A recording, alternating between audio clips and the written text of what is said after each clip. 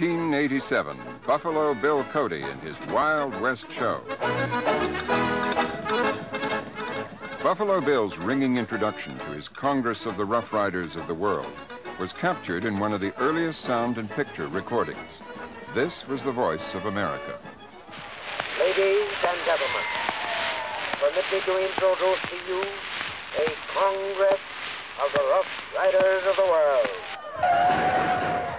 In the age of cowboys and Indians, the westward movement of America's pioneers fired the English language with a new inventiveness and energy. As the 19th century unfolded, American English was to catch the ear of the world, from Europe to the Far East.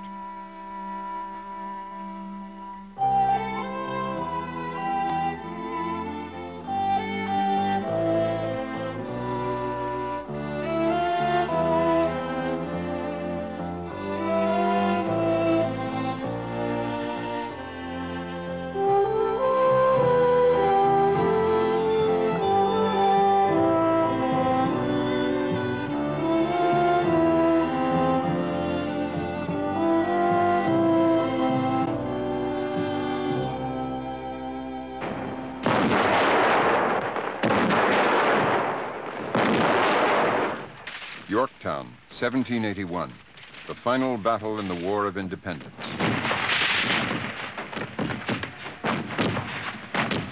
The tremors of this political earthquake went to the roots of the language as well. We're told that the triumphant revolutionaries piped Yankee Doodle Dandy to the surrender ceremony.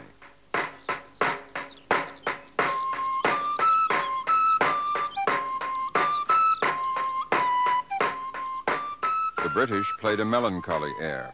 The world turned upside down. If buttercups buzzed after the bee, if boats were on land, churches on sea, if ponies rode men, and if grass ate the cows, and cats should be chased into holes by the mouse. This was the point at which Britons and Americans, as they later said, began to be divided by their common language. If summer was spring and the other way round, then all the world would be upside down.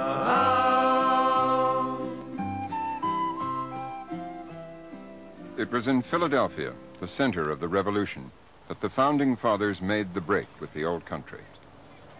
Many of the men who gathered here to make this momentous decision had an elegant command of English and were fascinated by its uses.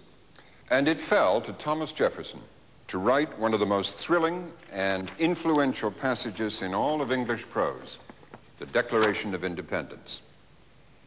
We hold these truths to be self-evident, that all men are created equal, that they're endowed by their Creator with certain unalienable rights, that among these are life, liberty, and the pursuit of happiness. The political revolutionaries were also language revolutionaries. Tom Paine, the pamphleteer, actually coined the phrase, the United States of America. John Adams, the future president, proposed an academy to regulate the development of an American language. One of the signers of the Declaration was the printer Benjamin Franklin. His printing press is still at work in Philadelphia.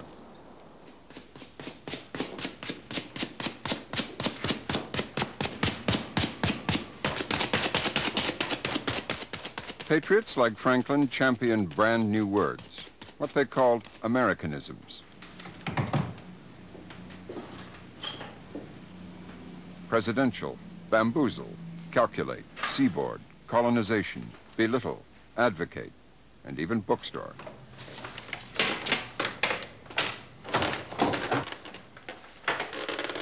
The first Americans also began to rationalize English spellings, writing honor, O-R, and theater, E-R.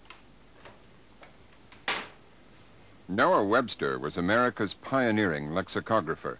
His famous dictionaries popularized these new spelling conventions. A lifelong student of American English is Alistair Cook. Webster's dictionary was, I think, a deliberate attempt to give for the first time a dictionary which would be a help to all the incoming populations, especially foreigners, of immigrants. And of course he gave pronunciations, and whether he knew it or not, it was obviously going to be extremely difficult to reproduce the idiomatic pronunciations that Americans used and that the English used. You can't put down waistcoat and then tell people it's pronounced waistcoat, and forehead, and they should say forehead. And the dictionary was an attempt to straighten out idiomatic English pronunciation. What he did was to give equal quantity to each syllable. Hence, Americans learned, especially immigrants, to say thorough and forehead and waistcoat, and it's, I think, the reason why that has persisted through generations. Come unto me, ye heroes, and I the truth will tell, concerning many a soldier and for his country fell. The English king's commander and cursed Tory crew, with Indians and Canadians, he up Lake Champlain flew. He up Lake Champlain flew. Another result of the Revolutionary War was the making of a distinctive Canadian English. When the British Redcoats lost the war, the enemies of the Revolution were in an impossible position. Attacked by mobs, many of the hated Tory loyalists escaped to Canada. Later, the War of 1812 cemented the separate identity of English Canada. Americans and Canadians haven't fought each other since the War of 1812. They boast the longest undefended frontier in the world. And yet, Canadian identity has always meant a certain resistance to American ways, including speech. Only a cannon shot separates Fort George, Ontario, from Fort Erie in New York over there. The people come and go across the border all the time. The air is filled with their common broadcasting, and yet they speak differently. Over here, in Canada, for example, that is a house. Over there, in the United States, it's a house. He up Lake Champlain flew, he up Lake Champlain flew, with Indians and Canadians, he up Lake Champlain flew. Many Loyalists fled to Canada in the direction of Niagara Falls. The Loyalist speech of the Niagara Peninsula shaped a new variety of English, according to Professor Jack Chambers. The Loyalists arrived in southern Ontario from various Midland states, but particularly from Pennsylvania, New York, New Jersey, and inland Vermont. And their speech formed the basis of standard Canadian speech. The accent that I'm using right now has its basis in that Loyalist movement into southern Ontario.